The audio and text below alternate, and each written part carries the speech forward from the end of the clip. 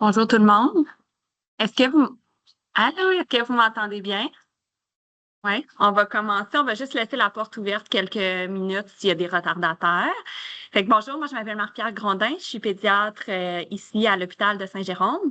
Puis aujourd'hui, ça me fait plaisir de vous présenter sur les chocs en pédiatrie. Juste que je sache à qui je m'adresse. Il y a des Oui, vas-y, José, ton nom, puis il y a une chose que tu aimes faire dans tes temps libres. Non, mais il y a des infirmiers, des infirmières dans la salle. Est-ce que vous pouvez juste lever la main?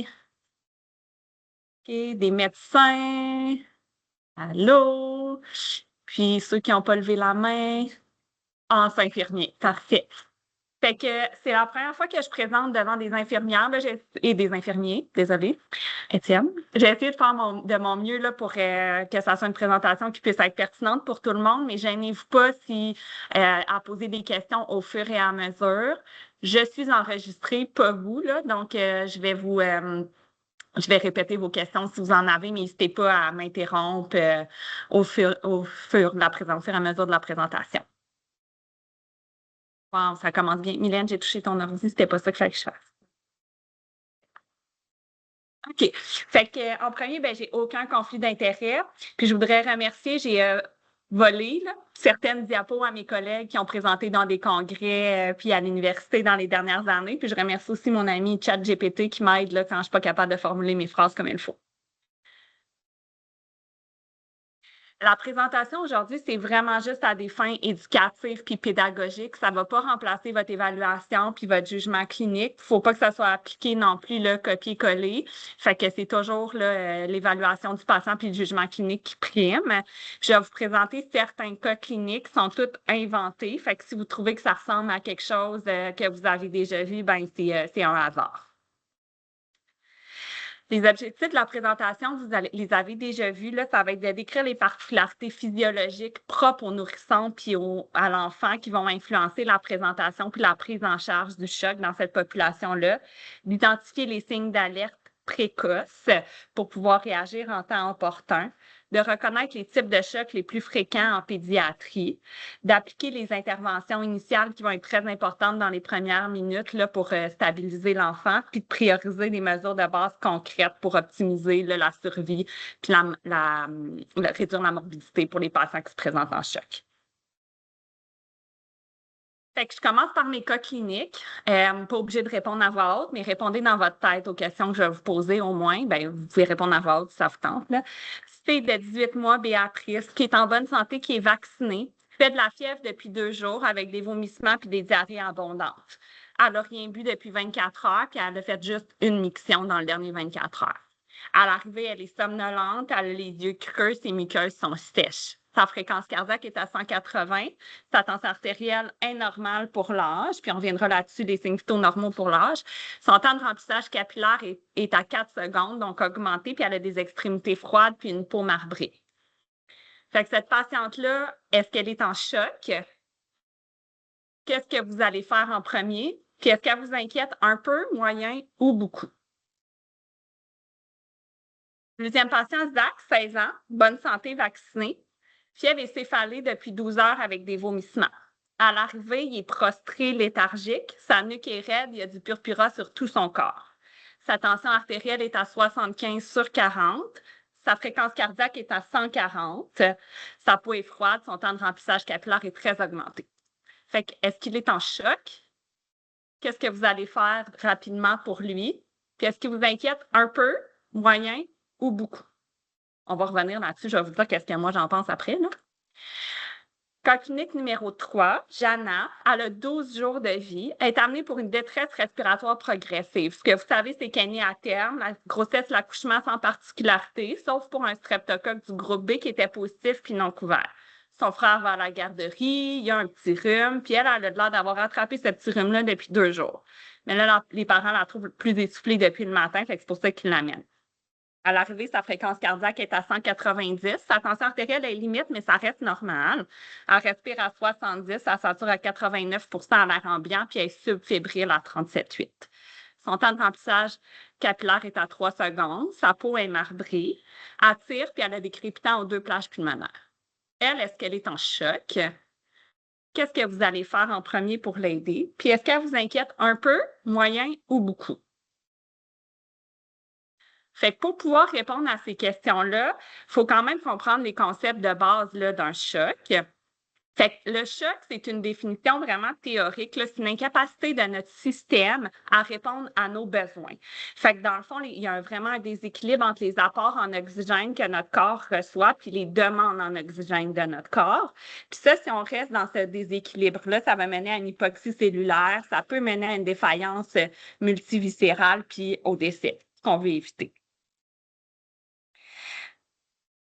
On voit peut-être pas nécessairement bien, mais dans le fond, là, ma balance, vous avez vu qu'il y avait un déséquilibre entre les apports en oxygène puis les demandes métaboliques. Fait que les apports en oxygène, eux autres, en temps normal, vont vraiment dépendre de notre débit cardiaque. Fait que dans le fond, la quantité de sang que notre cœur est capable de pomper, puis la quantité d'oxygène qu'il y a dans ce sang-là. Le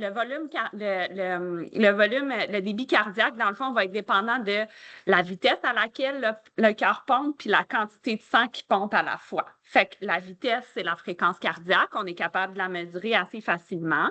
Le volume d'éjection, lui, est un petit peu plus complexe à mesurer. Ça va dépendre de combien il y a de sang qui rentre dans notre cœur, c'est quoi la force que notre cœur a pour pomper ce sang-là, puis sur quoi ce cœur-là pompe, sur quoi il travaille, dans le fond, la résistance périphérique. Puis, dans le fond, ça va tout donner le débit cardiaque. Puis la teneur en oxygène dans le sang, dans le fond, ça va dépendre de la saturation en oxygène, puis de notre taux d'hémoglobine, parce que c'est l'hémoglobine qui va transporter l'oxygène dans le sang. Les demandes tissulaires ou le VO2, là, peut-être qu'il y a des sportifs ici qui savent mieux que moi c'est quoi le VO2, là, mais va être dépendant de plusieurs choses. Puis ça, c'est vraiment pas une liste exhaustive. Là, donc, nos demandes tissulaires en oxygène vont dépendre, on est en train de convulser? Est-ce qu'on est en détresse? On a peur? On pleure beaucoup? Est-ce qu'on grandit? Est-ce qu'on a une maladie chronique? Est-ce qu'on travaille plus fort pour respirer? Ça va être vraiment dépendant de plein de choses.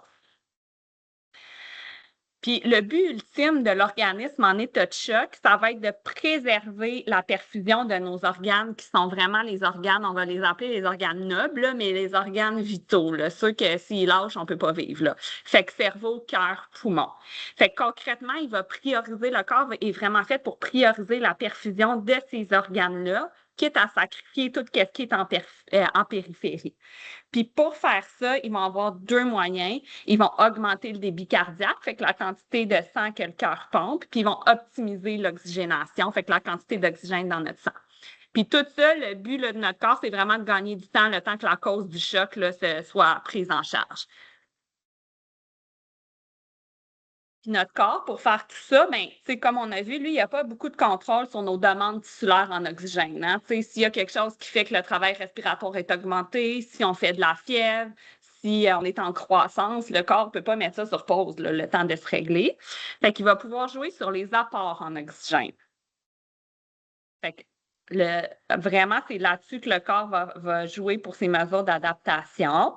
Fait que si on va dans la colonne de gauche au débit cardiaque, le cœur, ce qu'il va pouvoir faire, c'est augmenter sa fréquence cardiaque, mais jusqu'à un certain point. Parce que si la pompe, elle va vite, elle a moins de temps pour se remplir, puis elle a moins de temps pour se vider. Fait qu'à un moment donné, on devient qu'on plafonne, puis qu'une augmentation trop importante de la fréquence cardiaque va venir nous nuire.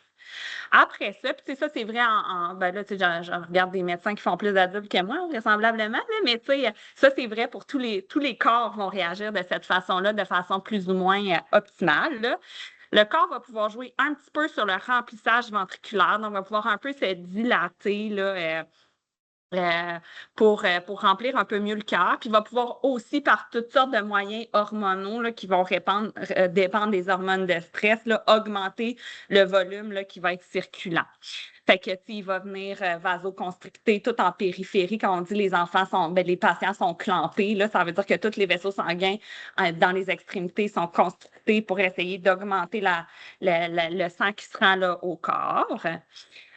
Puis, dans le fond, ça, évidemment, c'est un petit peu dépendant de notre volume circulant. Si on est très, très déshydraté, si on est en hémorragie, on a bien beau être constricté, il y en a moins de sang. Fait que ça peut être limité.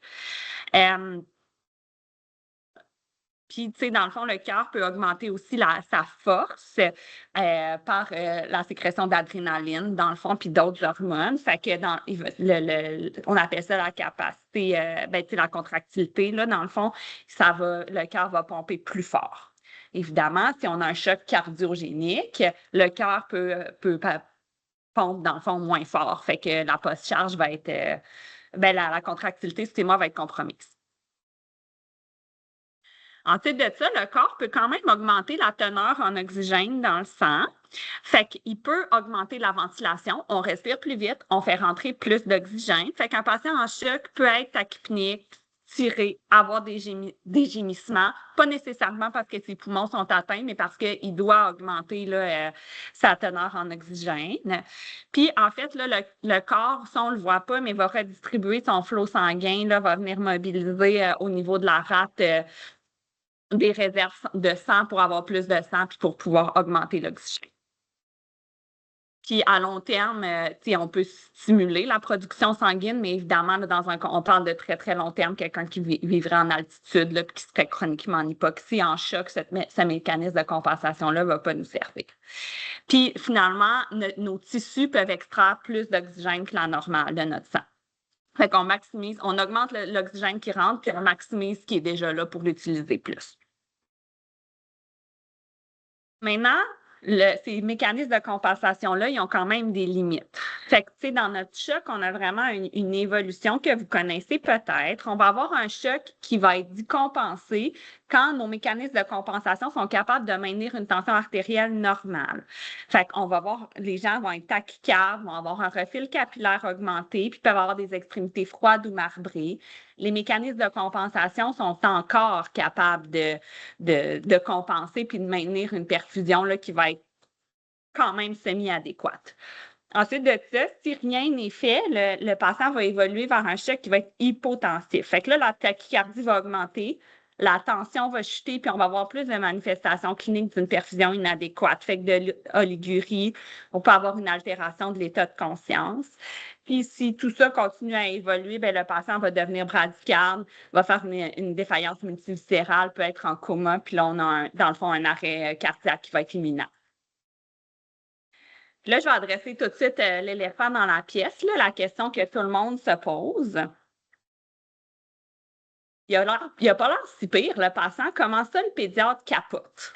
Hein, on va se le dire, là, on a souvent l'air à capoter. Je vais essayer de vous expliquer un peu pourquoi on capote. Puis j'espère que vous allez penser un petit peu moins que c'est juste notre personnalité. C'est que les particularités pédiatriques du choc, c'est vraiment pas, on le répète quand même souvent, là, mais en choc, les enfants, c'est vraiment pas des petits adultes. Leur corps fonctionne différemment.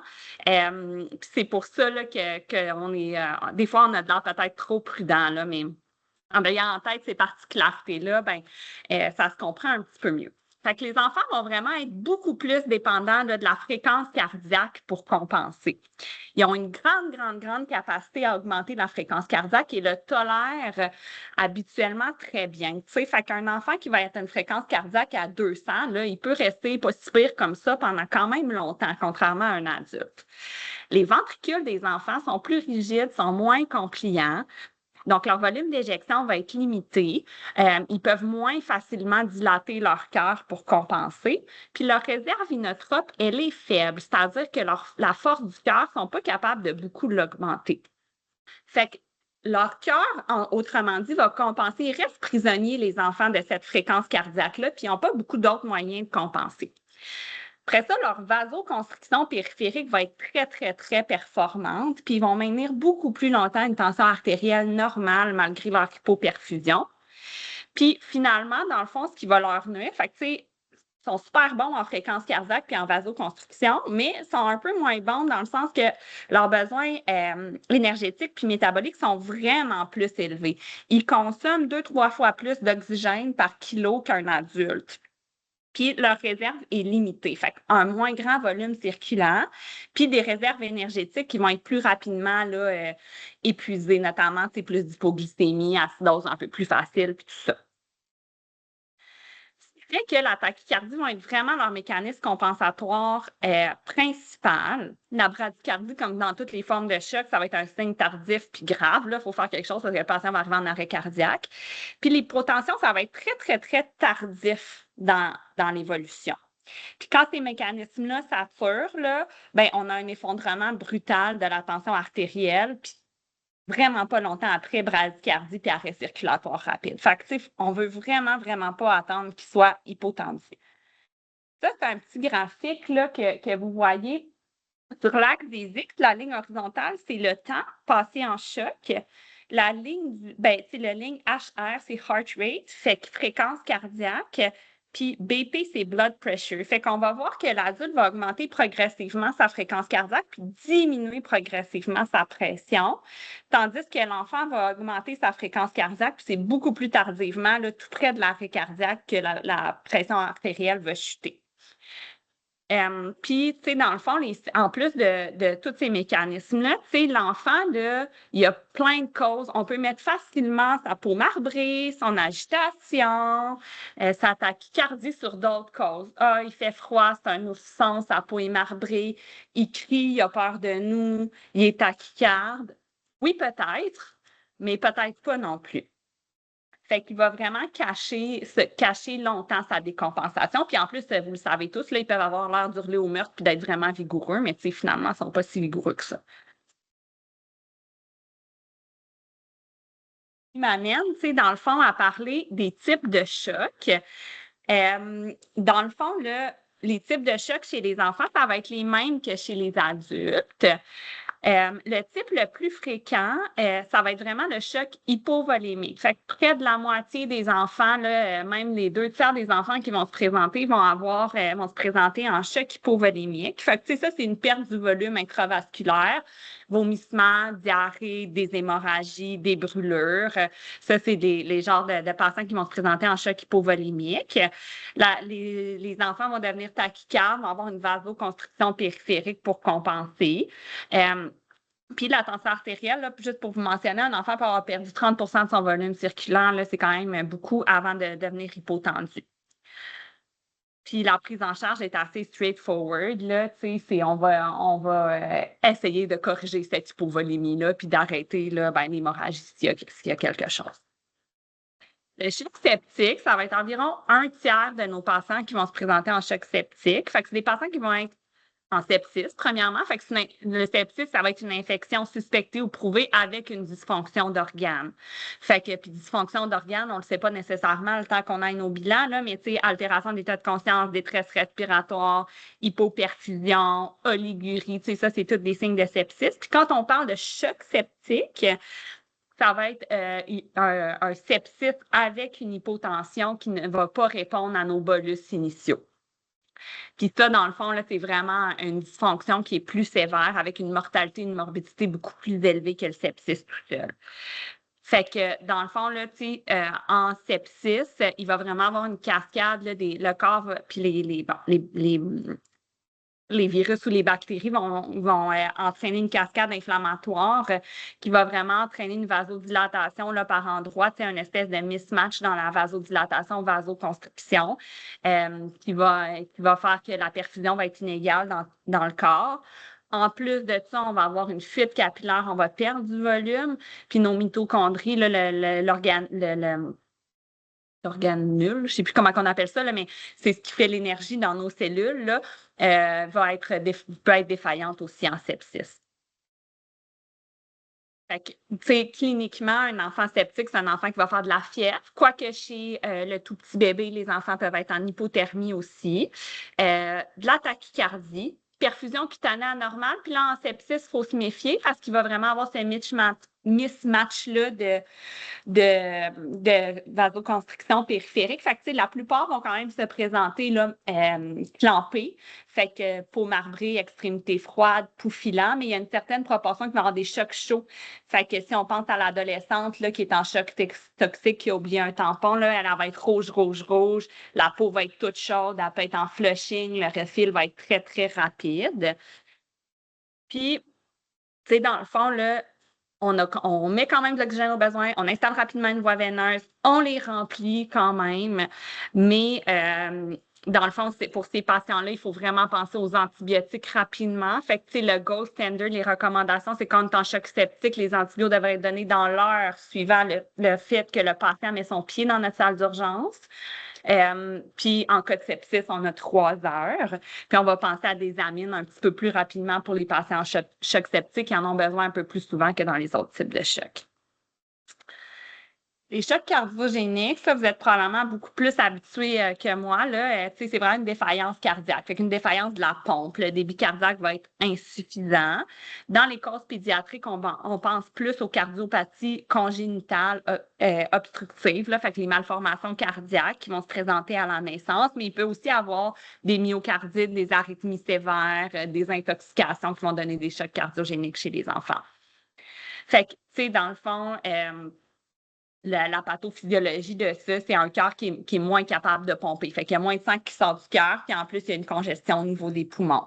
Fait que la clinique va être une atteinte pulmonaire. Puis ce qui va être particulier, c'est que c'est des enfants qui peuvent avoir une absence de poux fémoraux puis une hépatomégalie. Fait que ça va être des choses à rechercher. La prise en charge va être un petit peu différente que dans les autres types de chocs parce que c'est des patients là, qui ont de la misère à gérer leur volume circulant, le cœur pompe moins bien. Fait que si on s'en va les remplir avec plein de bolus, on va les détériorer au lieu de les améliorer. Fait qu'on va les remplir plus doucement, les bollusser plus doucement. On va vouloir essayer de corriger la cause rapidement puis penser à des amines quand même assez vite. Le choc distributif, avec le choc non infectieux, là, c'est des choses qu'on connaît, mais c'est quand même vraiment plus rare, là, autour de 5 des cas que les patients vont vraiment se rendre en choc. Fait que, c'est vraiment le tonus vasculaire ou la distribution du volume sanguin qui va être pas normale. On pense à l'anaphylaxie. Fait que dans le fond, l'anaphylaxie, l'allergène va enclencher lui aussi une cascade inflammatoire, un peu comme dans le choc septique. Fait que le sang va se distribuer un peu tout croche dans le corps. C'est la même chose qu'au niveau du choc neurogénique. Fait que ça, c'est nos traumas médulaires qui se présentent en choc. Puis il y a certains médicaments aussi qui peuvent donner des chocs distributifs. Fait que la clinique, ça va être vraiment en particulier là, hypotension, puis avec des extrémités qui vont être chaudes au début. Du moins au début, parce que les patients vont être vasodilatés, puis ils peuvent être tachycardes ou bradycardes dans certains cas. Là. Fait que ça, il faut traiter vraiment la cause puis les remplir, ces patients-là. Puis finalement, le choc obstructif, ben, ça va être vraiment un blocage à la sortie du cœur qui va faire que le cœur, il essaye de pomper, mais c'est bloqué. Fait que, tu sais, on peut penser à une tamponnade au niveau cardiaque, un pneumothorax sous tension, des thromboses, des embolies pulmonaires, ça c'est extrêmement rare chez les enfants, puis des malformations cardiaques obstructives. Fait que, dans le fond, là, ça, c'est le débit cardiaque va s'effondrer rapidement là, parce que le cœur n'est pas capable de pomper par-dessus ce blocage-là. Puis ça, ben, il faut vraiment traiter la cause. Si on ne traite pas la cause, il n'y a rien qui va marcher. Fait que là, ça, c'est comme pas très divers comme tableau, là, mais c'est juste pour que je ne sais pas si vous allez avoir la présentation après, mais c'est un tableau qui résume un peu les types de chocs puis la physiologie, c'est un peu qu'est-ce qu'on a parlé. Ceci étant dit, tu sais, le plus important, c'est pas nécessairement rapidement de savoir quel type de choc notre patient a, c'est surtout de reconnaître que notre patient est en choc. Parce qu'après ça, les premières étapes vont quand même beaucoup se ressembler, puis on va avoir un petit peu le temps de réfléchir. Fait que c'est vraiment ça le principal défi, je pense, en pédiatrie, là, par rapport au choc, c'est de reconnaître le choc. Fait que, c'est vraiment un enfant tachycarde, là, ça peut être pour d'autres choses, mais si faut toujours se poser la question, il est en choc ou il est pas en choc? Puis, mes icônes ne sont pas sorties, mais en tout cas, moi, en rentrant dans une chambre, je me demande toujours, est-ce que mon patient, il est pas malade? Un peu malade, moyen malade ou très malade. Tu sais, si le patient n'est pas malade ou un peu malade, là, c'est correct. On a le temps de réfléchir, on n'a pas besoin de s'énerver. S'il est moins malade, s'il est un moyen malade, ben là, il faut faire quelque chose. Puis s'il est très malade, il faut appeler de l'aide puis ça presse. Fait que, tu sais, vous reconnaissez probablement ben, c'est pas, vous reconnaissez pas de face, c'est ça, j'ai écrit ça dans Google, mais Tu sais, dans le fond, là, si on pense à la petite fille qui est qui fait une grimace, là, tu sais, elle, là, vous demandez qu'est-ce qu'elle fait à l'urgence, là. La mère est plus capable de la garder dans la salle d'attente, puis elle a sûrement pas grand-chose, cette petite fille-là. Le petit garçon qui est juste à côté d'elle, ben, lui, je dirais, il est un peu malade. Fait que, tu sais, c'est correct qu'il aille consulter. Il aurait peut-être pu aller dans un sans rendez-vous. La mère aurait peut-être pu le garder à la maison pour qu'il finisse sa gastro. Mais il est pas si pire. Il va être correct. Le petit garçon, là, en haut à gauche, ben lui, on voit qu'il a des yeux creux. On voit quand même, tu sais, je sais qu'il a la peau foncée, mais il est pâle. Tu sais, on le voit, là, qu'il est vraiment pâle. Puis, c'est ça, il a les yeux creux. Il a les lèvres humides, il a les lèvres sèches, c'est-à-dire, fait que lui, il est probablement moyen malade. Tu sais, lui, un petit bolus, on a le goût de lui donner un petit bolus, là, puis une dose d'Advil pour l'aider. Puis le petit bébé, là, je sais pas si vous le voyez bien, là, mais tu sais, lui, il a des rétractions, il a de l'air irritable, il est marbré. Lui, il est probablement plus malade que les autres. Fait que, tu sais, dans le fond, la première impression est souvent la bonne. Y a-tu l'air malade? Oui, on passe tout de suite aux prochaines étapes. Fait que signe vitaux complet, incluant la tension artérielle à tout âge. Fait si on est capable, tu sais, les nourrissons, je sais que c'est difficile, mais si on est capable d'avoir au moins une tension artérielle systolique, quitte à la prendre sur le mollet, sur la cuisse, euh, c'est déjà bien. Puis on évalue les signes de mauvaise perfusion. Fait que, tu sais, quand on évalue les signes de mauvaise perfusion, moi, je trouve que c'est utile de réfléchir aux mécanismes de compensation. Là, ça nous permet de ne pas en oublier. Euh, fait que signe vitaux complet, est-ce que mon patient est mal perfusé? Fait que, tu sais, là, je vous ai mis, là, vous, je le sais que le 6 vous fournit là, des tables de signes vitaux qui sont normaux, mais ça, c'est les signes vitaux tirés de cœur et AVC là, dans nos cours de réanimation. C'est ce qui donne. Puis j'attire votre attention sur la fréquence cardiaque normale de l'enfant, là. Tu sais, je vous mets durant le sommeil, je vous dirais probablement au calme, là. Ça serait ces chiffres-là de la colonne que j'ai encadrée. Fait que nous, c'est vraiment là-dessus qu'on se fie. Fait que, tu sais, des fois, les infirmiers ou les infirmières nous appellent en disant, hey, le patient, il est tachycarde, mais, tu sais, finalement, quand on regarde notre charte, il est quand même correct. Ça veut pas dire qu'on n'agira pas, mais on va peut-être être un petit peu moins inquiet. Puis je vous ai mis dans le fond là, les tensions artérielles normales pour l'âge aussi. C'est pour dire qu'un patient est hypotendu chez les nouveau-nés, fait que 0,28 jours, c'est vraiment une tension artérielle systolique en bas de 60. Chez les nourrissons, donc 1 mois à 1 an, c'est en bas de 70 pour la systolique. Les enfants de 1 à 10 ans, ça va être une tension artérielle en bas de 70 plus 2 fois l'âge. Ça veut dire un enfant de 4 ans, c'est 70 plus 2 fois 4. Fait que 70 plus 8, 78. S'il est en haut de 78, il n'est pas hypotendu. Puis en haut de 10 ans, ben, c'est 90, là. Puis bon, dans le fond, c'est un patient bradycarde, je le répète, là, c'est un arrêt cardiaque imminent. Fait qu'il faut faire vraiment quelque chose vite. Fait que, tu sais, concrètement, on se rappelle que le corps, quand il est en état de choc, il veut préserver la perfusion des organes vitaux. Fait qu'il va essayer de tout rediriger vers le cœur, les poumons, puis le cerveau, puis il va essayer de faire rentrer plus d'oxygène. Fait qu'on va avoir des enfants qui vont être tachycardes, qui vont être, on dit, clampés en périphérie, là, extrémité froide, peau marbrée, pouls filant, refil capillaire augmenté. On peut voir des enfants qui font moins pipi parce que les reins, c'est pas prioritaire pour l'organisme en état de choc. Puis quand on commence à avoir une altération de notre état général, là, ça commence à moins bien aller parce que le cerveau, on se rappelle qu'il est considéré noble. Fait que quand ça commence à moins bien aller au niveau du cerveau, c'est pas bon. Puis pour optimiser l'oxygénation, on va augmenter notre travail respiratoire. Fait que maintenant, ceci étant dit, on a repéré que l'enfant, il est pas mal malade, il est en choc. Qu'est-ce qu'on fait? Fait que, tu sais, la stabilisation initiale, elle est pareille pour tout le monde. Un petit nouveau-né, un enfant, un ado, c'est pareil. Il faut rester calme, il faut être systématique dans notre approche, sinon on va oublier des choses, on va manquer des choses importantes. Puis, tu sais, on va faire le ABCDE, puis le sample. Tu sais, si vous savez pas c'est quoi le sample, c'est une fois que, tu sais, on a tout géré notre ABCDE, là, fait airway, breathing, circulation, exposure, puis en tout cas, vous le savez, là, vite de même, je ne sais pas quoi vous dire, mais puis le sample, dans le fond, ça va être, on va vouloir avoir le contexte des quelques symptômes. Est-ce que l'enfant a des allergies, prend des médicaments? Est-ce qu'il y a des antécédents? C'est quoi la dernière fois qu'il a mangé, puis à quoi il a été exposé? Fait que c'est une petite histoire vraiment rapide pour comprendre un peu qu'est-ce qui se passe, puis s'orienter. Un enfant qui est réellement en choc, on va essayer, quand c'est possible, de l'amener en salle de réa, de faire un monitoring complet, puis on va vouloir prendre sa tension artérielle de manière fréquente.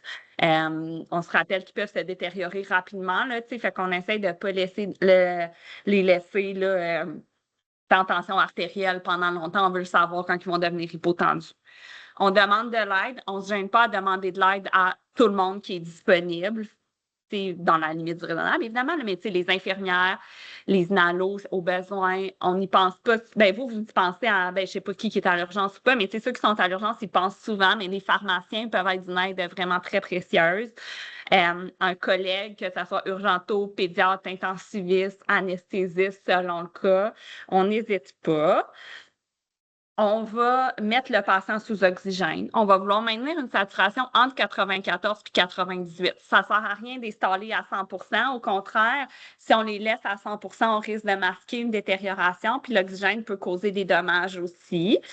Puis on va installer rapidement un accès veineux, puis si c'est pas possible, on va en intraosseuse. Un patient en choc, il peut avoir une intraosseuse, puis c'est bien correct. Fait que, tu sais, ABC, vous le savez. Fait qu'on s'assure que le patient respire. On lui met de l'oxygène, puis on va le remplir. On a de plus en plus d'évidence que le lactate ringé serait serait plus efficace, là, serait meilleur, en fait, là, en cas de choc, mais il faut faire attention, là, c'est pas compatible avec tout. Puis le plasma light, ça serait le gold standard, mais je pense pas qu'on en a dans notre hôpital, nous autres. Si on a besoin de donner des antibiotiques, on les donne, puis après ça, on réfléchit. Le support respiratoire, si le patient respire et on est capable de le faire saturer, là, il n'y a aucune urgence à l'intuber. Mais si on a besoin, on va l'intuber. On peut diminuer la consommation d'oxygène, mais c'est vraiment pas une urgence. Puis il faut vraiment avoir pris le contrôle du C. Là. Fait que, d'avoir essayé de ramener un certain degré de perfusion là, avant de gérer le airway, à moins qu'il respire pas. Puis, si on est rendu à intuber un patient en état de choc, il faut être prêt à notre prochaine étape. Là, fait qu'il faut être prêt à débuter une amine au besoin parce qu'ils peuvent faire vraiment là, une hypotension. Puis, on intube comme on intuberait n'importe qui. Là, on prend des médicaments avec lesquels on est à l'aise, on est prêt, on le fait dans les meilleures conditions possibles. Le remplissage liquidien, là, ça a changé dans les dernières années. Là. On remplit un petit peu moins, puis un petit peu moins vite que ce qu'on faisait avant. Fait qu'on va donner là, des bolus de 10 à 20 millilitres par kilo, jusqu'à un max de 40 à 60 millilitres par kilo. Fait qu'on va essayer quand on peut de les donner sur 20 à 30 minutes, mais un patient qui est très, très inquiétant dans un gros choc septique, là, on va y aller vite. Là, Puis, on met vraiment l'emphase sur réévaluer le patient entre chaque bolus. Puis ça, c'est surtout là, pour s'assurer que le cœur tient le coup parce que en choc, surtout en choc septique, puis aussi en choc là, chez le nourrisson qui peuvent avoir des chocs cardiogéniques, le cœur peut ne pas être capable de tolérer nos bolus. Fait que, on va vouloir s'assurer qu'on n'a pas de signe d'œdème pulmonaire. Là, on va refaire les signes vitaux, on va ausculter les poumons, on va, la distension des veines jugulaires, c'est surtout chez les plus vieux, là, mais on va palper le foie pour s'assurer que notre foie, il grossit pas. Puis l'utilisation du lactate ou du plasmamètre serait probablement privilégiée, là, comme je vous ai dit.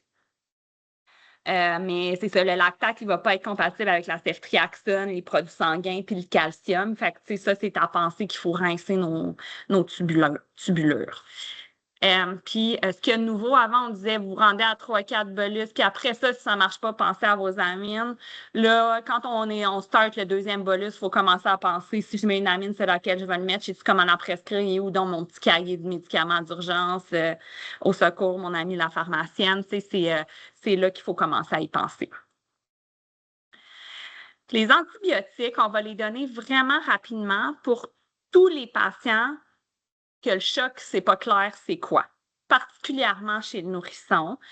Évidemment, chez tous les enfants qui font de la fièvre puis qui sont en choc, on va leur donner un antibiotique. Puis vraiment, le délai va être critique. C'est prouvé que ça diminue la mortalité, là, c'est donné dans la première heure. Les 0-3 mois, puis tu sais, là, je vous épargne tous les germes néonataux, à moins que vous vouliez le savoir, là, mais c'est ampicilline, céfotaxime.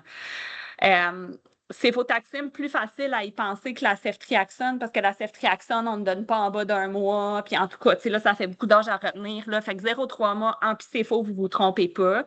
Puis après ça, acyclovir, si on suspecte un herpès.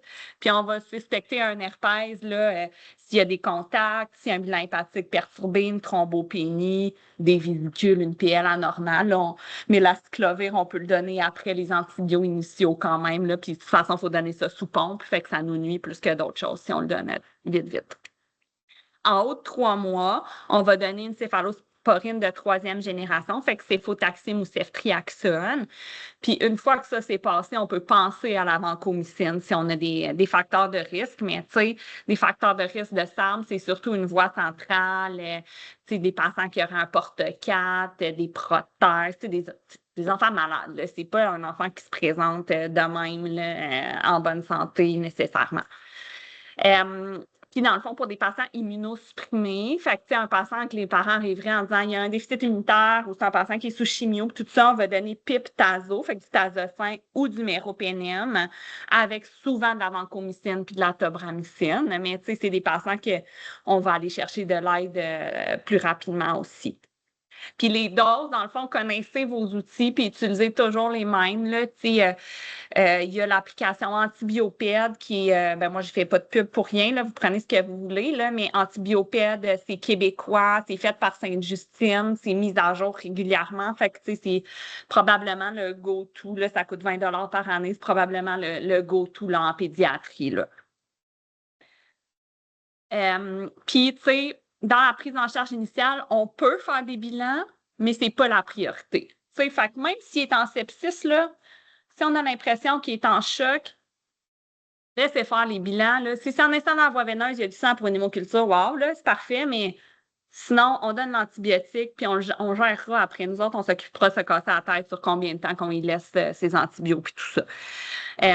Puis si on a le temps, là, mettons, je sais pas, ça coule, il y a plein de sang qui coule, ben hémoculture, gaz, lactate, formule sanguine, CRP, votre base normale, plus ou moins un rayon X des poumons. Il n'y a jamais, jamais, jamais d'urgence à faire un bilan, jamais d'urgence à faire une PL si le patient il est instable. C'est pas grave, on stabilise le patient, on va gérer nos antibiotiques après. On va gérer notre durée d'antibiotiques après. Là. Puis là, les amines. Fait que, tu sais, un patient en choc, on espère pas avoir besoin de se rendre là puis avoir été capable de renverser le choc juste avec nos bolus. Mais on peut en avoir besoin. Puis quand on en a besoin, il faut être prêt parce que ceux d'entre vous qui ont déjà calculé des amines puis essayé de gérer les poches, là, c'est ça. C'est pas vraiment le fun. Fait que après 2-3 bolus, comme je vous ai dit, là, on va débuter la mine. Fait qu'en commençant le deuxième bolus, on commence à réfléchir quelle amine on va mettre. Puis vraiment, l'épinéphrine va être en première intention. Là, je sais pas s'il y a du monde ici avant, c'était beaucoup la dopamine, là, mais la dopamine a été prouvée pour augmenter la morbidité puis la mortalité en pédiatrie. Fait qu'on n'en donne plus vraiment. Fait que ça va être vraiment l'épinéphrine en première intention. La dose de départ, là, elle va être 0,05 à 0,1 microgramme kilo minute. Puis là, ce que je vous ai mis après, là, 0,05, 0,1, 0,15, 0,2, ben là, tu sais, ça, c'est comment qu'on va l'augmenter. Fait qu'on augmente à chaque 5 minutes. Puis quand on est rendu à 0,2 microgrammes par kilo par minute, là, on met une deuxième amine. Ce que j'aimerais vous dire, c'est de toujours rincer la tubulure, puis on essaye toujours de brancher ça le plus proche possible de l'entrée du patient. Là. Parce que si on a une tubulure de longue puis qu'il faut mettre un débit de 0,5 ml/h, c'est parce que la mine, elle ne va jamais se rendre dans notre patient, puis on va être rendu à des super grosses doses, mais dans le fond, la mine n'est jamais rentrée dans notre patient. Puis quand la deuxième amine est nécessaire, ben, c'est de la norépi. Fait que épi-norépi. Encore une fois, connaissez votre matériel, connaissez c'est quoi les dilutions, les poches préfaites que vous avez si vous en avez. Sinon, il y a l'application, puis connaissez votre aide. Il n'y a aucune comme nécessité de garder tout ça dans notre cerveau, là, ces infos-là. Fait que connaissez votre matériel. Euh, L'application qui est la meilleure, là, je trouve, moi, c'est Easy Rhesus. Fait que EZRHESUS. C'est encore une fois québécois. Je l'ai-tu mis dans ma prochaine diapo? Ouais, c'est ça. Fait que, tu sais, c'est québécois. Il y a des intensivistes pédiatres sur ces boards-là, mais tu sais, c'est aussi pour les adultes. Fait qu'il y a vraiment tous les médicaments, les doses, comment les diluer. Fait que, tu sais, c'est vraiment génial, là. Fait qu'on rentre le poids de notre patient. Ici, moi, parce que, tu sais, hein, l'infirmière ou l'infirmier nous pose plein de questions qu'on ne sait pas quoi répondre, là. Tu sais, ça arrive tout le temps, ça. Fait que, quelle concentration je prends? Je prends-tu la 1 dans 1000, la 1 dans 10 000?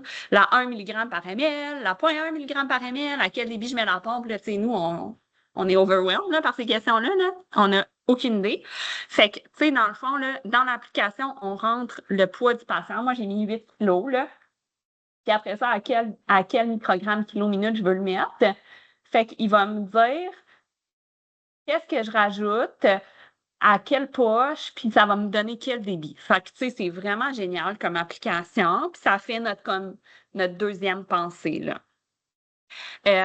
Après ça, tu sais, il faut connaître nos milieux, il faut connaître nos poches préfaites, puis nos ressources. Tu sais, nous, on a un guide de médicaments d'urgence, on a déjà des poches préfaites, tu sais, faut les connaître. Euh, L'hydrocortisone, maintenant, on avait ça en guidelines dans les chocs. On a eu ça pendant vraiment longtemps, en fait, là, pour les chocs réfractaires. Mais il y a de moins en moins de place là, à donner l'hydrocortisone en choc. Fait que maintenant, on va le donner si le choc est réfractaire encore au bout de 2-3 amines. Fait que là, ça va mal, on n'est pas content, 2-3 amines, on a vraiment hâte qu'ils partent de chez nous, là. Mais on peut y penser plutôt si l'enfant est en purpura fulminant, fait qu'en méningococcémie, ou si, tu sais, en fait, là, ce qui sous-tend de donner de l'hydrocortisone, c'est est-ce que le patient est en insuffisance surrénalienne? Fait que, tu sais, les surrénales, c'est nos petites glandes qu'il y a par-dessus nos reins qui vont s'occuper à libérer de l'adrénaline en état de stress. Fait que, tu sais, si on tombe face à face avec un ours dans le bois, là, nos surrénales vont libérer de l'adrénaline puis vont être capables de courir plus vite que d'habitude pour se sauver. Ben, c'est la même chose quand notre corps est face à un stress, fait qu'un choc. Fait que si les surrénales ne marchent pas, nos mécanismes de compensation externes sont un peu capoutes. Fait qu'on va pouvoir donner de l'hydrocortisone pour mimer ça. Fait qu'on va y penser en choc septique grave parce que le sepsis entraîne une insuffisance surrénalienne, là, ça peut nécroser les glandes surrénales. Mais on va y penser dans certains autres cas. Fait qu'un patient qui aurait une hyperplasie congénitale du surrénal. Fait que là, tu sais, ça, c'est un patient qui va avoir des désordres électrolytiques, qui vont être hyponatrémiques, hyperkaliémiques, hypoglycémiques. Fait que, tu sais, probablement qu'on aura eu le temps d'avoir des bilans, on va voir certaines anomalies ou une ambiguïté sexuelle. Fait que, tu sais, ça vaut la peine quand on est rendu au D ou E, là, d'ouvrir. C'est pas un enfant de 10 ans, là, mais tu sais, un petit bébé, là, on ouvre la couche, son scrotum est hyperpigmenté. Si c'est une fille, est-ce qu'elle a une clitoromégalie, un clitoris plus long que la normale? Les organes génitaux, ils ont-ils l'air normal ou pas? Sinon, les enfants qui sont exposés là, de manière prolongée aux stéroïdes, incluant les enfants qui prennent des pompes pour l'asthme ou qui ont beaucoup d'eczéma sur le corps, des fois, les parents sont obligés de les badigeonner de cortisone. Ils peuvent avoir une insuffisance surrénalienne. C'est bon, les lésions hypothalamiques, hypophysaires, puis les médicaments à risque, ça va être des enfants malades, là, encore une fois, là, c'est pas n'importe quel enfant qui arrive. Idéalement, avant d'administrer de l'hydrocortisone, dans un monde idéal, on prélèverait un cortisol puis un ACTH, mais si on n'a pas le temps, on le fait pas. Puis là, je vous ai mis la dose, là, c'est 100 mg par mètre carré. Fait que là, comment qu'on calcule des mètres carrés quand le patient est tout croche dans la salle de réa, là, on le fait pas. On demande à Easy Resist de le faire pour nous. Il va le calculer, là, l'application, là, avec le poids du patient, il va estimer tout ça. Qu'est-ce qu'on vise quand on prend un patient en choc? Mais c'est de le faire revenir normal, là. Tu sais? Fait qu'on va vouloir, tu sais, une fois qu'il va être un peu stabilisé, il faut penser à diminuer ses demandes métaboliques à notre patient pour lui donner une petite chance. Fait qu'on va corriger la fièvre ou l'hypothermie. Sachez, je le dis, il n'y a pas de pharmacien dans la salle, l'Advil, l'ibuprofène, se donne par voie intrarectale. Fait qu'on prend la suspension, même dose que Péros, on envoie ça par les fesses, on colle les fesses ensemble, ça marche. Fait que, tu sais, c'est bon en choc, mais c'est bon aussi pour ceux qui vous crachent tout d'en face. Le pharmacien va vous renvoyer l'ordonnance en disant ça se donne pas par voie intrarectale, puis là, ben, vous faites ah, trop tard, c'est donné. Fait que ça se fait. Puis là, je sors pas ça de ma tête, là, à Sherbrooke, les pharmaciens l'approuvaient. Oui, Étienne? N'importe, on pourrait le donner aux 24 heures, là, c'est la même, c'est aux 6 à 8 heures comme Advil Péros. Fait qu'il n'y a pas de limite, c'est juste que l'absorption est un petit peu moins certaine par le rectum. Fait que ça se peut qu'il en absorbe un petit peu moins que prévu, mais tu sais, so what, là, c'est ça ou rien s'il vous le crache d'en face, là. Fait que. Puis on va essayer de diminuer le travail respiratoire, diminuer l'agitation. Fait que des fois, c'est de monter la mère sa civière, puis de faire tapoter les fesses de son bébé, puis de soulager la douleur. Après ça, tu sais, dans le fond, on va vouloir une normalité clinique puis une normalité biochimique. Fait que, tu sais, on va avoir fait une bonne job quand l'enfant va avoir un état d'éveil normal, une fréquence cardiaque puis une tension artérielle correcte pour son âge, quand il va être redevenu rosé, que son refil va être beau, que ses extrémités vont être chaudes, que ses périphériques vont être beaux. Puis là, bon, la diurèse, je l'ai mis parce qu'il fallait que je le mette, là, mais tu sais, on va pas se mettre à peser les couches dans une salle de réanimation, là, c'est bien évident, mais tu sais, si l'enfant a un gros pipi dans sa couche, hey, tu sais, là, on est content, là, ça va probablement bien, là. Puis biochimique, ben, tu sais, un lactate normal, c'est disponible. Une normocalcémie, si on l'a fait à la base, puis une normoglycémie aussi. Fait que, tu sais, ça, le patient est quand même stabilisé. Tu sais, par contre, il faut vraiment le surveiller de plus proche là, quand le patient sort de son état de choc parce que, tu sais, la cause sous-jacente au choc, elle se règle souvent pas comme ça, là. Fait que, tu sais, c'est sûr que si c'était une plaie du cuir chevelu, vous l'avez recousu, il saigne plus, ça va aller, là. Mais, tu sais, si c'est un enfant qui a la gastro, il va sûrement continuer à vomir puis avoir des diarrhées. Si l'enfant est en sepsis, l'infection n'est pas réglée en 1 heure. Fait que, tu sais, on va vouloir faire des signes vitaux un peu plus rapprochés, surveiller les signes de perfusion périphérique, réévaluer souvent. Euh, Puis là, à ce moment-là, tu sais, ben, on peut compléter le bilan étiologique, puis tu sais, on va anticiper notre transfert si jamais c'est nécessaire. Là, par exemple, le patient a des amines, on n'aura pas le choix de le transférer. Fait que, tu sais, idéalement, on va mettre notre patient toute clean pour le transfert. S'il y avait juste une voie veineuse, on en met une deuxième parce qu'on ne veut pas être obligé d'installer ça sur le bord de l'autoroute 15. Tu sais, on va essayer d'avoir tout fait de nos choses. Fait que, voilà. C'est un peu ça. Là, on revient à notre premier cas. Le premier cas, c'est la fillette de 18 mois qui avait la gastro, là, puis qui est arrivée pas mal déshydratée, tachycarde, mais avec une tension artérielle normale. Fait que, tu sais, oui, cette patiente-là a été en choc. Fait qu'elle était tachycarde, puis elle avait des signes de mauvaise perfusion. Fait que c'est typique d'un choc hypovolémique compensé. Sa tension artérielle est normale, mais il faut faire quelque chose. Fait que, tu sais, on y installe une voie veineuse, puis on va faire du remplissage liquidien. Cette patiente-là, moi, je vous dirais que moi, elle m'inquiétait pas tant. Elle était inquiétante, mais je savais qu'on serait capable, tu sais, une minute qu'on a une voie veineuse puis qu'on est capable de la remplir, elle va probablement bien aller, cette patiente-là. Fait qu'elle m'inquiète un petit peu moins. Zach, celui, c'était le garçon de 16 ans qui a une méningo-coccémie. Ben là, lui, là, tu sais, vous le savez, ça va mal aller. On veut tout pas le voir chez nous. Là, on veut pas qu'il arrive chez nous. Là, c'est un cauchemar. Il y a une méningo-coccémie, un choc septique avec une décompensation rapide. Fait que, tu sais, lui, on va vouloir vraiment lui donner des antibiotiques rapidement. On va le remplir. Probablement que dès le premier bolus, on va commencer à préparer notre amine parce que lui, il va vraiment pas bien aller. Puis on va avoir demandé toute l'aide qu'on peut. Là. Tu sais, il y a 16 ans, on va sûrement avoir appelé le pédiatre des urgentos, probablement l'intensiviste aussi avec nous autres. Ça va mal. Puis là, je voulais vous mentionner aussi de jamais oublier de vous protéger. Tu sais, patient va mal, on rentre dans la pièce, mais on n'a pas de masque, on n'a pas de jaquette, tout ça. Cet enfant-là, il y a une méningo-coccémie, on va tout se ramasser avec des antibiotiques en prévention pour pas l'attraper puis ramener ça chez nous, là. Fait que ça devient quand même important aussi d'y penser. Et Jana. Ben, fait que là, lui, c'est ça. Là, lui, il était très inquiétant. Là, ça va mal aller. Fait que Jana, 3 ans, non, 12 jours, la détresse respiratoire progressive, son streptocoque du groupe B positif non couvert, subfébrile, tachycarde, détresse respiratoire. Elle a l'air d'une bronchiolite, hein, tu sais? Fait que ça va probablement être ça. Es-tu en choc? Peut-être, elle est tachycarde, mais On ne sait pas. Pour l'instant, tu sais, elle pleure, elle a de la misère à respirer, elle a peut-être tachycarde juste pour ça. Fait qu'on la met en salle de réa, ça tirait pas bien. Là, on lui fait une hygiène nasale. On y met de l'eau 2 pour viser 90 ou plus. Fait que là, elle est à 0,5 litres par minute d'eau 2, ça va.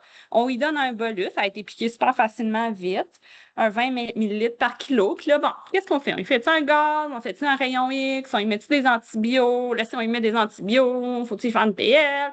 Là, on est en train de se poser toutes ces questions-là. Finalement, on décide de faire un rayon X, puis l'infirmière vient me voir, puis elle dit hey, c'est drôle, là, j'ai donné son bolus, puis elle est plus tachycarde. J'ai eu besoin d'augmenter l'oxygène à 2,5 litres par minute. Elle dit, ça, c'est pas tant plus que ça. Puis là, vous avez le rayon X qui apparaît. Fait que son cœur, il est quand même gros. Là, vous retournez la voir. Son foie, il est à 4 cm sur le rebord costal. C'est un bébé de 12 jours. Puis là, vous faites les pouffes moraux parce que sur le coup, tu sais, ça allait vite un peu, on les avait pas faites. Puis là, vous n'êtes pas sûr que vous palpez des pouffes moraux, là. Ça va m'amener à vous parler des fameux nouveau-nés, puis du choc néonatal. Fait que toutes les particularités pédiatriques que je vous ai dit, fait que, tu sais, cœur moins compliant, plus grande dépendance à la fréquence cardiaque, tout ça, c'est la même chose, mais en pire chez un nouveau-né puis un nourrisson. Fait que, tu sais, leurs réserves énergétiques sont extrêmement limitées. Fait qu'ils font des hypoglycémies très rapidement. Leur cœur est immature. C'est que la dépendance à la fréquence cardiaque, elle est quasi absolue. Ils ont une capacité de vasoconstriction qui peut être limitée, puis une consommation d'oxygène par kilo qui va être très, très, très élevée. En plus, j'aurais envie de fait que leurs signes et symptômes sont souvent un peu spécifiques, là. Léthargie, refus de boire, je suis un peu mou. Tu sais, c'est quoi un bébé mou dans la vie, là? Tu sais, c'est un peu dur. Mauvaise perfusion, mais ils sont tous un peu marbrés quand ils ont froid. Puis la tension artérielle peut vraiment rester normale longtemps. Mais surtout, surtout, surtout, en période néonatale, ce qui change tout, c'est la cause. Ils viennent juste de naître, on ne sait pas qu'est-ce qui se passe avec eux. Tu sais, le monsieur de 65 ans, là, on est assez sûr qu'il n'y a pas de cardiopathie congénitale qui est passée inaperçue tout ce temps-là. Le petit bébé, c'est un petit peu plus difficile. Fait qu'en période néonatale, il faut penser au sepsis, au sepsis, au sepsis, au sepsis, au sepsis. Ils sont presque toujours septiques, les petits bébés qui se présentent en choc. Puis une fois qu'on a pensé au sepsis, on peut penser à l'herpès, parce que ça aussi, c'est grave. Mais il faut penser aussi aux anomalies congénitales puis génétiques. Puis là, inquiétez-vous pas, je ne vais pas vous faire un cours de génétique, là, mais il y a des causes cardiaques, on les connaît, les cardiopathies congénitales. Certains troubles du rythme graves. Ceci étant dit, souvent, on va les avoir attrapés à la pouponnière, puis ils se présentent rarement en choc. Tu sais, un nouveau-né, il peut être tachycarde à 220 pendant 3 semaines, puis avoir l'air de rien, là. Fait que les parents vont venir parce que, oups, il est un peu plus essoufflé, puis il boit moins bien, mais tu sais, il n'est pas en choc, là. Sinon, il y a des causes métaboliques puis endocriniennes. Je vous ai parlé déjà d'hyperplasie congénitale des surrénales qui donne l'insuffisance surrénalienne. Il y a des erreurs innées du métabolisme dont on va parler un petit peu plus loin. Il faut penser aussi à des causes hémorragiques qui peuvent avoir des coagulopathies congénitales. S'ils n'ont pas eu leur vitamine K en période néonatale, ils pourraient saigner spontanément dans leur tête, par exemple. Puis il peut y avoir des causes chirurgicales au niveau intestinal. Fait que, tu sais, là, si on parle du choc cardiogénique, hein, parce que probablement, si on parle des petits bébés en bas d'un mois, le choc hypovolémique va probablement être moins fréquent que le choc septique puis que le choc cardiogénique. Fait que, tu sais, les malformations obstructives vont être vraiment plus fréquentes. Fait que les malformations obstructives, ça va décompenser quand le canal artériel se ferme. Tu sais, quand on coupe le cordon ombilical d'un bébé, il y a toutes sortes de vaisseaux sanguins qui s'ouvrent puis qui se ferment pour que l'organisme s'adapte au fait que là, il doit respirer par lui-même puis qu'il n'y a plus de placenta. Le canal artériel, c'est un de ces petits vaisseaux sanguins-là qui se ferme, qui pouvait masquer, je vais vous l'expliquer, mais qui pouvait masquer une malformation cardiaque. Fait que quand le canal artériel se ferme, habituellement autour de 2-3 jours de vie, mais ça peut être plus tardivement, ben l'enfant peut décompenser. Fait que là, on va penser aux coarctations de l'aorte, interruption de l'arc aortique, l'hypoplasie du cœur gauche. Ça, on en voit un petit peu moins là, parce que les hypoplasies du cœur gauche sont dépistées habituellement aux échographies morphologiques, puis les sténoses de la valve aortique qui vont être sévères. Après ça, il peut y avoir des malformations avec shunt gauche-droit. Fait qu'il y a trop de sang qui va être dévié vers les poumons. Fait que, tu sais, dans le fond, quand les petits bébés, ils sont, les fœtus, dans le fond, sont dans leur ventre de leur mère, les poumons ne servent pas. Fait que les poumons sont vraiment, la vascularisation pulmonaire est vraiment très, très constrictée. Il n'y a pas beaucoup de sang qui se rend aux poumons. Quand le bébé sort puis qu'il prend ces grandes respirations-là, il y a plus de sang, là, si on a un trou quelque part dans notre cœur, là, il y a plus de sang qui se rend dans les poumons, puis là, on tombe en défaillance cardiaque, en insuffisance cardiaque, puis en œdème pulmonaire. Fait que ça, on va parler des CV qui vont être larges, que des fois, on n'entend pas, nous, en pouponnière, parce que les résistances pulmonaires sont tellement élevées, on n'entend pas la CIV, mais ça va se décompenser là, un petit peu plus tard. Puis les canaux artério-ventriculaires complets, ça, c'est chez les bébés qui ont des trisomies 21. Fait qu'habituellement, on va bien le voir là, qu'il y a une trisomie 21 où les parents vont nous dire qu'il est en attente d'investigation. Puis il y a certaines autres causes cardiaques, là, mais ça, c'est pas nécessairement en période néonatale. Ben, il y en a en période néonatale, là, les arythmies sévères puis les syndromes de Al-Kappa, là, mais c'est des raretés. Surtout chez les enfants plus vieux, les cardiomyopathies dilatées. Chez les ados, ils peuvent en faire, comme chez les adultes, puis les myocardites. Puis là, je voulais juste vous dire, attention, là, nos infections entérovirus, fait que, tu sais, nos pieds, mains, bouche, puis nos autres infections entérovirus, surtout les petits bébés de moins que 4 à 6 semaines, peuvent faire une myocardite en deuxième intention, fait que 10 à 14 jours plus tard. Fait qu'un bébé qui vient de faire un pied, main, bouche, d'avoir été en contact, puis qui se représente 10 à 14 jours plus tard avec une détresse respiratoire, il peut juste attraper le deuxième rhume de son frère, mais tu sais, il faut juste comme garder en tête que la myocardite est possible. Fait que les chocs cardiogéniques par malformation canal dépendante, j'en ai un peu parlé. Je pense que ce qui va être je vais vous montrer des images. En fait, je pense que ça va être plus facile que juste moi qui va vous l'expliquer, là. Mais à retenir que l'enfant va avoir l'air bien, parfait. Puis là, les parents voient que ça se détériore rapidement. Alors, en quelques heures, les parents vont trouver, il respire-tu un peu plus vite, il boit-tu un peu moins bien? Puis quelques heures plus tard, il va respirer à 120, il n'y aura plus de fémoraux, puis ses extrémités ses jambes là, vont être marbrées. Fait que parce qu'il y a vraiment un effondrement là, du débit cardiaque à ce moment-là. Puis là, je verrai peut-être. Je suis pas capable de sauter, mais ça, c'est la circulation dans le ventre de la mère. Fait qu'il y a le placenta, le sang oxygéné passe du placenta, va se jeter dans la veine cave, puis va se jeter dans l'oreillette droite, puis dans le ventricule droit. Puis après ça, ça va remonter là, dans le tronc pulmonaire.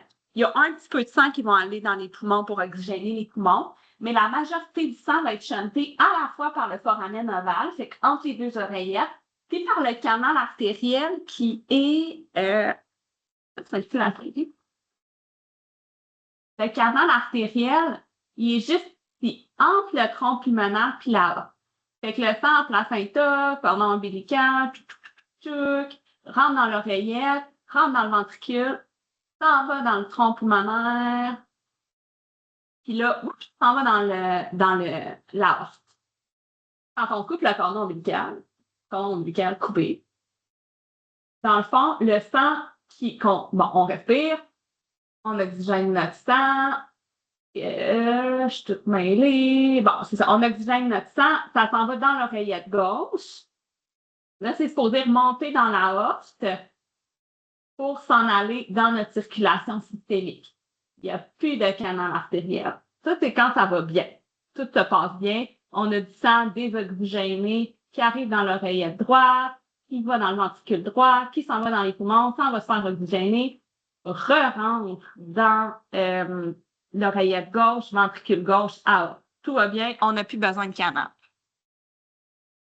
Après ça, quand on a une hypoplasie du cœur gauche, ce qui se passe quand on est un petit bébé, notre sang oxygéné va arriver du placenta, là, mettons il est ici, va arriver dans l'oreillette droite, ventricule droit, tronc pulmonaire, passe dans le canal artériel, puis s'en va irriguer la circulation systémique. Ça va bien, on n'a pas tant besoin de notre ventricule gauche quand on est un fœtus. On ferme le canal artériel, notre sang oxygéné de nos poumons s'en va dans notre oreillette gauche. Ne peut pas aller dans le ventricule gauche. Ça va pas, là. Fait qu'il n'y a pas de débit cardiaque.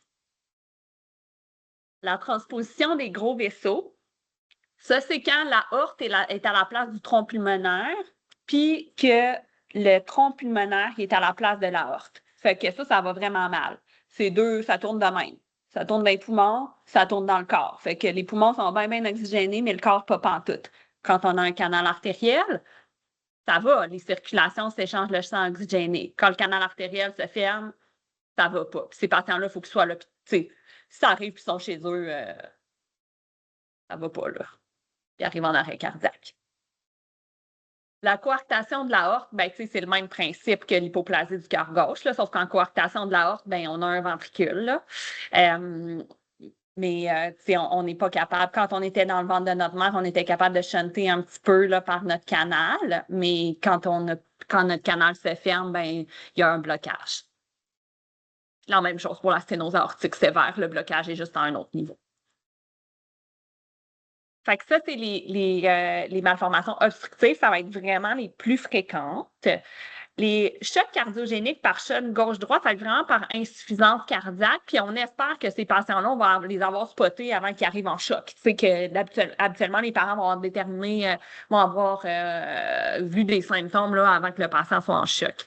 Fait que, tu sais, dans le fond, le mécanisme de base, c'est que quand on va baisser les pressions pulmonaires, le sang va tout le temps vers le système qui a la moins grande résistance, là, tu sais, c'est normal.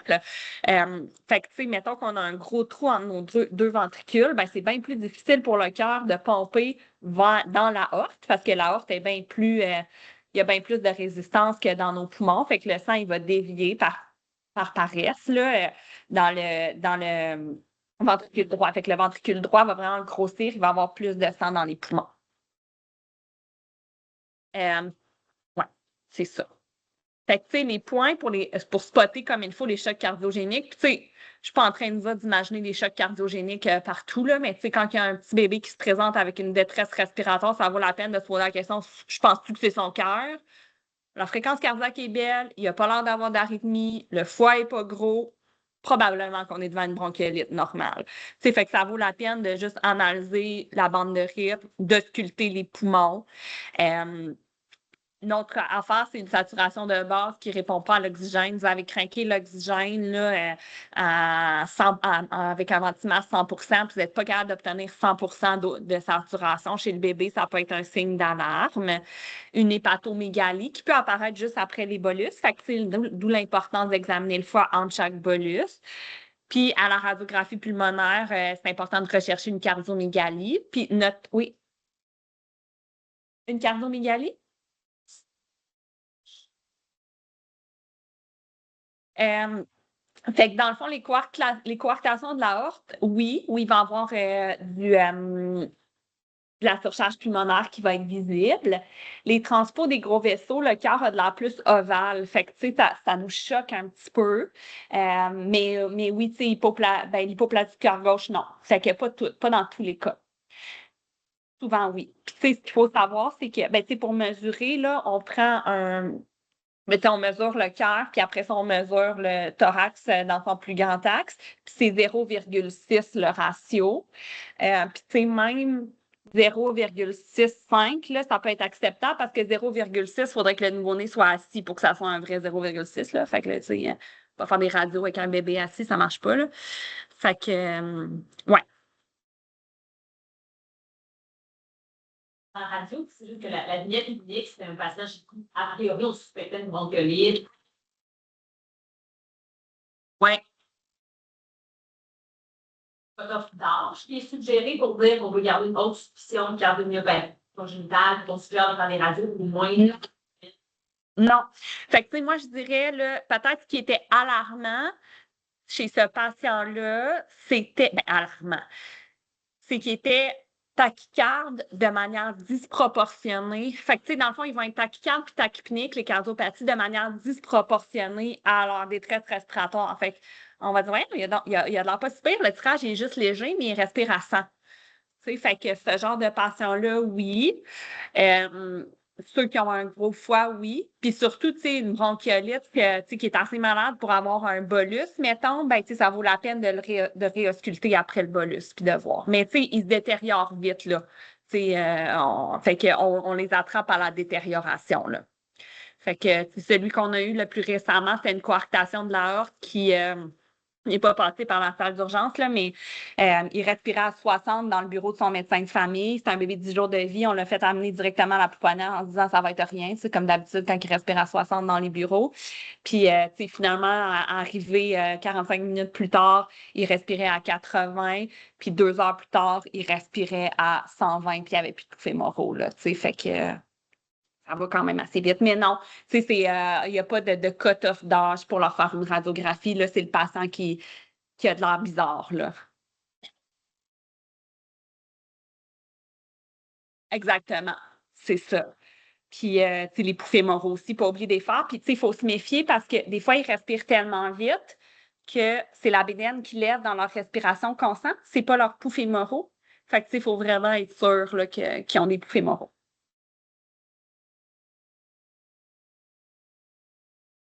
Euh, euh, Fait que, tu sais, en choc cardiogénique, là, les étapes sont les mêmes. Les premières étapes sont les mêmes. Fait que, tu sais, même si on pense qu'il y a une cardiopathie, là, on reste calme. On a une approche systématique. On met notre bébé en salle de réa. On le moniteur. On demande de l'aide. On le met de l'eau 2. On met un accès veineux. C'est toute la même chose. Fait que, tu sais, il y a des affaires no-brainer, là, qu'on peut déjà enclencher pendant qu'on réfléchit. Mais la particularité, là, c'est que moindre doute pour un choc cardiogénique chez un enfant qui a moins que 6 semaines, on va débuter de j'aurais dû me pratiquer pour le dire, là, mais alprostadine, du Prostin, de son petit nom. Ça, c'est vraiment, c'est des prostaglandines, ça permet de réouvrir le canal artériel parce que, tu sais, évidemment, il n'y a aucun chirurgien cardiaque qui va venir nous corriger la coarcte, hein, nous, hein? Fait qu'il faut s'organiser avec ce qu'on a le temps qu'on l'envoie. Fait que ça va permettre de réouvrir le canal. Ce médicament-là, il est gardé au frigo et il y en a dans, je sais pas, tu sais, si vous allez, mettons, les étudiantes vont toutes travailler à Saint-Jérôme ou quoi, mais nous, on en a à l'unité des naissances et au Québec, dans tous les hôpitaux qui ont une salle d'accouchement, c'est obligatoire, il y a du Prostin. Et c'est gardé au frigo dans la salle d'accouchement, là. Donc, c'est ça. Dans Easy Resist, il y a aussi la dose de Prostin. Fait que je vous ai mis la dose ici. Les effets secondaires, c'est vraiment l'apnée. Fait qu'il faut vraiment être prêt à intuber quand on débute le prostin. Ils vont faire des apnées. Sainte-Justine les intube avant de partir, même s'ils respirent, le temps qu'ils sont sous prostin. Bon, hypertension puis fièvre, là, mais tu sais, capable quand même de gérer ça. Puis c'est vraiment encore plus important pour eux autres de viser une saturation. Ben, tu sais, ça dit 94-98, là, mais tu sais, ça pourrait être 90 aussi, parce que l'oxygène, ça fait vasoconstricter le canal artériel. Fait que, tu sais, si on se trouve bien bon, là, pour mettre le maximum d'oxygène en se disant, hey, on va l'oxygéner bien comme il faut, ben, des fois, on les nuit. On donne les plus petits bolus pour que le cœur ait le temps là, de les prendre. Puis la mine de choix, ça reste encore l'adrénaline, même en néonat. Après ça, les soins intensifs en deuxième amine, ils vont des fois nous faire mettre d'autres affaires un peu plus funky, là, mais oui. Je comprends pas. On commence toujours à 0,05 puis on check. Ouais. Je pense que ça va être ouais, au bout de notre vie. Oui. Ben, la néonate nous fait commencer à 0,05, puis si ça ne marche pas, on met 0,1. Dans la vraie vie, oui. Dans la vraie vie, là, moi, ce que je me suis toujours dit, c'est qu'ici, pogné à Saint-Jérôme, là, moi, ils mettent 0,1 puis je vais l'intuber. Je suis bien plus à l'aise de l'intuber que gosser ses amines puis son choc cardiogénique. Fait que moi, j'y rouvre son canal. Fait que plus d'apnée. Ouais. Puis il y a un petit protocole sur le petit Tupperware de Prostin. Fait que, ouais. Puis, tu sais, d'autres petites affaires en rafale, là, j'ai envie de parler d'erreurs innées du métabolisme. Encore là, ça sera pas un cours de génétique, là, mais dans le fond, là, les bébés peuvent avoir des problèmes à métaboliser les sucres, les protéines ou les lipides. Fait qu'ils peuvent se présenter un peu en cascade métabolique, là, grosse hypoglycémie, acidose, hypoperfusion, ça peut faire des chocs. Puis la prise en charge est un petit peu différente. Fait que, tu sais, c'est des maladies qui vont être déclenchées soit par le jeûne, fait qu'un enfant qui a jeûné trop longtemps va rentrer en catabolisme important parce qu'il n'est pas capable de métaboliser ses glucides ou ses acides gras. Ou il va y avoir un trouble dans son métabolisme des protéines qui, là, quand il va boire son lait normal, il va avoir des produits toxiques qui vont s'accumuler dans son corps. Puis là, ça va enclencher la cascade métabolique. Il y a quelques signes d'alerte. Ça va être un nouveau-né qui va être bien, puis là, brutalement, il tombe en choc réfractaire out of the blue. Hypoglycémie, acidose métabolique importante, puis ammoniaque augmenté devraient nous faire penser à une maladie métabolique. Puis dans les antécédents dans l'histoire, dans notre sample, en fait, là, tu sais, un enfant qui va avoir un retard pondéral, des vomissements inexpliqués, des antécédents familiaux de consanguinité, des décès néonataux inexpliqués, tu sais, ça va être à y penser. Puis une atteinte surtout, ils vont se présenter avec une atteinte neurologique. Fait qu'on a une espèce de respiration de cusmol, ils vont convulser, ils vont être super hypotones. Fait que voilà. Puis, tu sais, bon, ça, je les ai mis en acquis de conscience, en fait, là, mais tu sais, je vais pas vous parler de tout ça, là. Puis les premières étapes sont exactement les mêmes. Fait que c'est surtout ça que je voulais vous dire, c'est que peu importe la cause, puis même si on se casse la tête puis on est bien excité, là, on fait tout le temps la même affaire. Fait que la particularité, c'est que, mettons, un enfant qui aurait qu'on penserait qu'il y a une maladie métabolique, là, parce que je sais pas, là, la mère disait, ma cousine, on vient toutes les deux du Saguenay-Lac-Saint-Jean, il y a plein d'acide lactique du Saguenay-Lac-Saint-Jean dans notre famille et tout ça. Ben, on peut prélever des bilans génétiques en avance. Fait que, c'est-à-dire, il faut les prendre, ces bilans-là, pour que ça soit fiable, là, quand ils sont le plus malades. Fait qu'une fois qu'on a fait notre job comme du monde puis qu'ils sont plus malades, ben là, nos tests génétiques redeviennent normaux. Fait qu'il faut quand même attendre qu'ils se redétériorent avant de pouvoir faire quelque chose. Fait que, dans le fond, là, c'est pas si compliqué. C'est 1 millilitre dans un tube avec un bouchon vert, puis 5 à 10 millilitres de pipi dans un pot d'analyse des urines. Fait que, on stabilise quand même de manière initiale, là, mais après ça, on peut prélever ça puis l'envoyer au labo. Fait que c'est ça. Puis on pourrait, c'est des enfants chez qui on va vouloir vraiment limiter le catabolisme. Fait qu'assez rapidement, la plupart d'entre eux, on va vouloir leur mettre un soluté avec du sucre. Là. Je dis la plupart parce que, tu sais, on se rappelle qu'il y en a certains qui métabolisent pas le sucre. Là. Puis des fois, on va vouloir les monter à 1,5 fois les besoins d'entretien. Fait que, tu sais, nous, ces enfants-là, on en parle rapidement avec la génétique de garde ou avec la, on va probablement, vous allez nous avoir appelé, là, s'il y a l'ammoniaque à 300 puis il est en choc puis il convulse, là. Fait que, tu sais, on veut vraiment empêcher le catabolisme. Puis, ultimement, c'est quand même des maladies catastrophiques. Là, ça, ils ont besoin de soit greffe hépatique ou de diète restrictive à vie. Puis, dans les autres causes de choc, fait que, tu sais, je vous ai mis en haut, on le voit pas super bien, mais des images d'organes, je suis capable de zoomer. Oups! Ah! Des images d'organes génitaux anormaux, là. Fait que dans le fond, la photo A, c'est un scrotum hyperpigmenté avec un micro-pénis. Fait que ça, c'est probablement une fille, quelqu'un qui a un cariotype XX, mais qui est virilisé par naissance sérénalienne. Ben, en fait, c'est toutes probablement des XX virilisés, là. Tu sais, la photo B, on voit qu'elle a une clitoromégalie. On dirait quasiment qu'elle a un scrotum, mais c'est des petites lèvres. La photo C, elle a aussi des anomalies. Elle a une fusion vraiment de ses petites lèvres qui est importante, puis une clitoromégalie. Tu sais, fait qu'en tout cas, vous voyez, ça, c'est des exemples. C'est pas subtil. Vous ouvrez la couche, vous le voyez, là. Fait que, tu sais, pas besoin de chercher le midi à 14h puis de mesurer les organes génitaux, là. On le voit. La photo de la radiographie, ce que je vous montrais, puis on ne le voit pas super bien, mais c'est les fractures de côte postérieure. Fait que, tu sais, il faut penser aussi au trauma non accidentel chez ces enfants-là. Fait que des fois, on a fait une radio pour comprendre qu'est-ce qui se passe. Pensez aussi à regarder les côtes.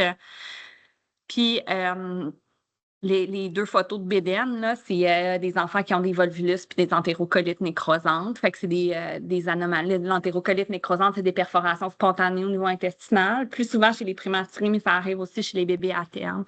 Fait que des enfants qui vomissent, qui ont un abdomen vraiment, vraiment gonflé, induré. Des fois, ils ont l'air des ecchymoses là, sur l'abdomen. Là. Ben, tu sais, ça, c'est des causes chirurgicales. Là.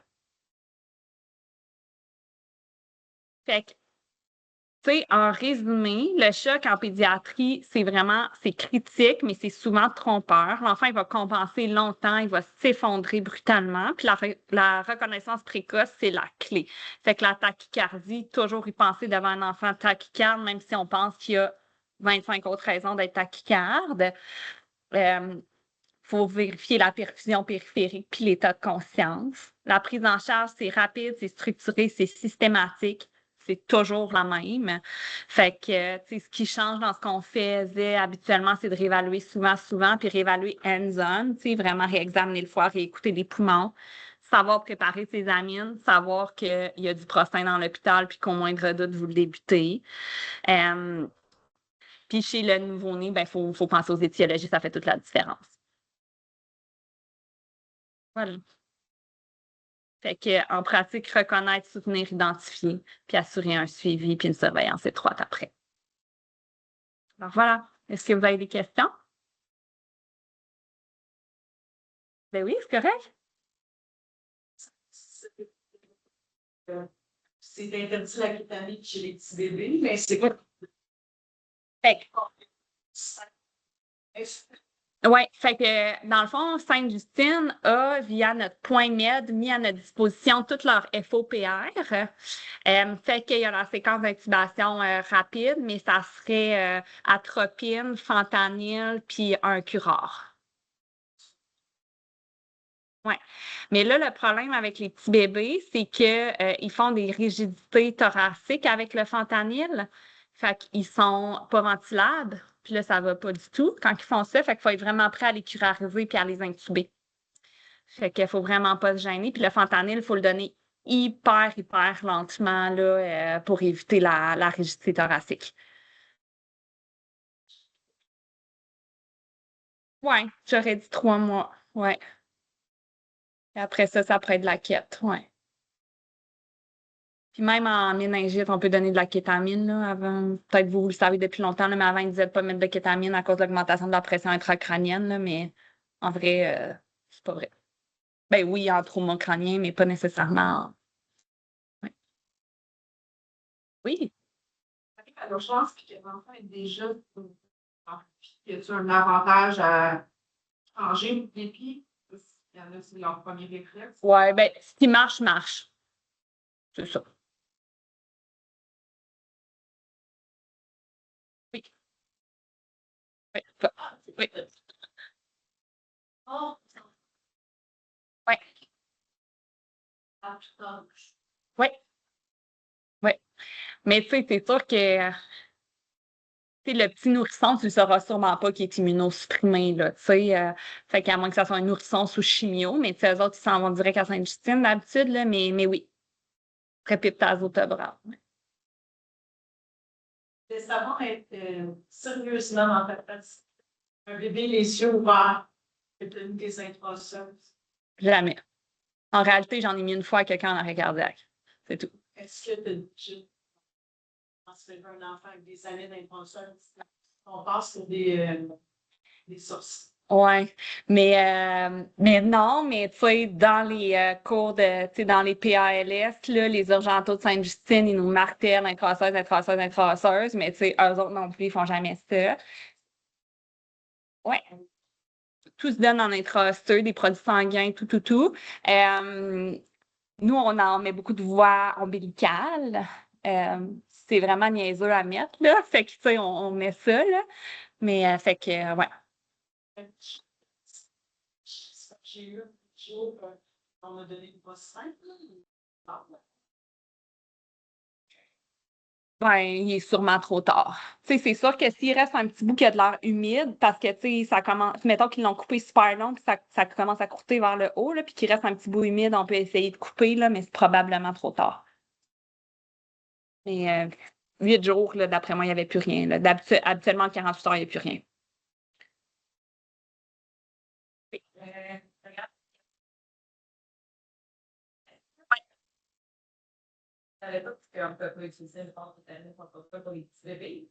Là, je mettais, mettons, 3 kilos sur un bébé qui me donne des doses de pulse de kétamine. C'est spontané, il y a un point d'exclamation, puis fait attention à cause de la rigidité. Ouais, c'était. Fait que, si je faisais ça me donnerait, tu sais, mes doses de kétamine. Pourquoi moi? Je pourrais poser la question à un urgento PED, voir qu'est-ce qu'ils font en réalité, là. Tu sais, parce que nous, on fait tout le temps, en néonat, on est tout le temps en retard, là, les néonates, sur tu sais, les études.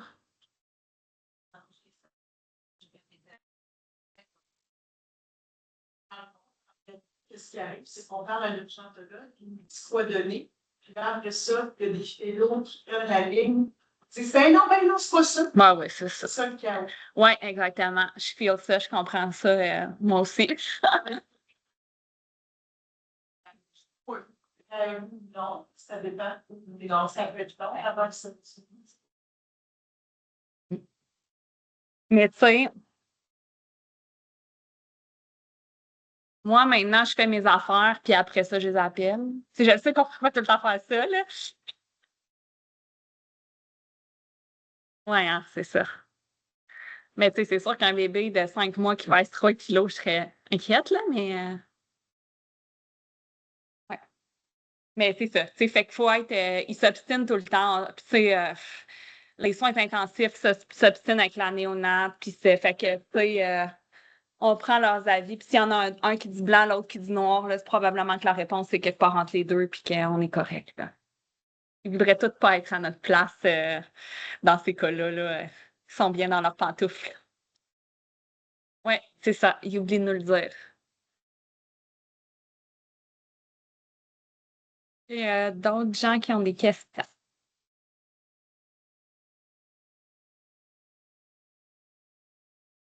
Parfait, ben.